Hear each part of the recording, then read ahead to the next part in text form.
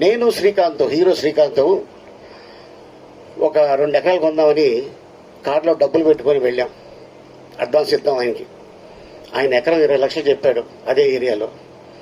మాతో పాటు ఒకడు వచ్చాడు. మీకేమైనా బ్రెయిన్ దుబ్బిందా, ఇక్కడ కొంటారేంటి అన్నాడు. ఆ రోజు ఆడు చెప్పకపోతే అప్పుడు 20 లక్షలు ఎకరం, ఇప్పుడు అదే ఎకరం 80 కోట్లు. ఆడిని తీసుకెళ్ళడంలో 80 కోట్లు చెప్పకపోతే అప్పుడు 20 లక్షలు ఎకరం, ఇప్పుడు అదే ఎకరం 80 కోట్లు. ఆడిని తీసుకెళ్ళడంలో 80 కోట్లు పోయింది మాకు.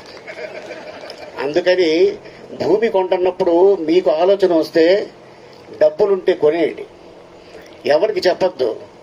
ఎవరికైనా చెప్తే వాడు డెఫినెట్గా ఏదో వంక పెడతాడు, మనకి లేనిపోయింది టెన్షన్ స్టార్ట్ అవుద్ది బ్రెయిన్లో. సో అందుకోసం అంటే